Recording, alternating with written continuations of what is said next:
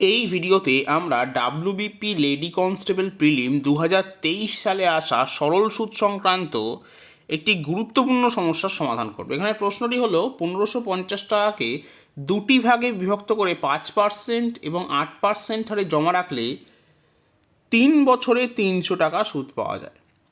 অংশ দুটি কত, অর্থাৎ দুটো ভাগ কত তা জানতে চাওয়া হয়েছে।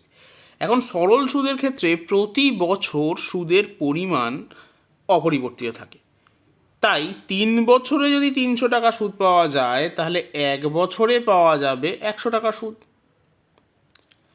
এখন এই 1550 টাকা দুটো ভাগকে আমি ধরছি, একটা ভাগ এক্স এবং আরেকটা ভাগ তাহলে হবে 1550 মাইনাস এক্স। এখন এই এক্স টাকার উপর 5% হারে 1 বছরের সুদ হবে এটা ইন্টু 5/100, আর এই 1550 মাইনাস এক্স এই টাকার উপর 8% হারে 1 বছরের সুদ হবে এটা ইন্টু 8/100।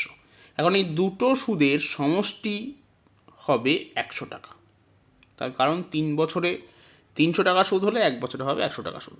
তাহলে প্রথমেই আমি এটাকে 100 দিয়ে গুণ করছি, তাহলে নিচের 100গুলো কেটে যাবে, আর এই যে 100 আছে এটা 10,000 হয়ে যাবে। আর বাকি ক্যালকুলেশনটা আসছে এখান থেকে 5x। 1550কে যদি আমি 8 দিয়ে গুণ করি তাহলে পাচ্ছি 0, 8 5 40 0 হয় থাকলো 4, 40 40 4 44 4, আর এখান থেকে 8 4 12, তাহলে 12,400 মাইনাস 8x সমান সমান 10,000। 5x থেকে 8x বিয়োগ করলে আমি পাচ্ছি মাইনাস 3x, আর 10,000 থেকে 12,400কে বিয়োগ করলে পাচ্ছি মাইনাস 2,400।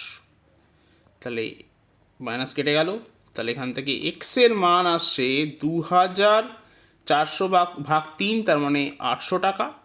তাহলে একটা ভাগ যদি 800 হয় তাহলে আরেকটা ভাগ হবে 1550 বিয়োগ 800, তাহলে 750। তাহলে সঠিক উত্তর হবে অপশান এ 800 750।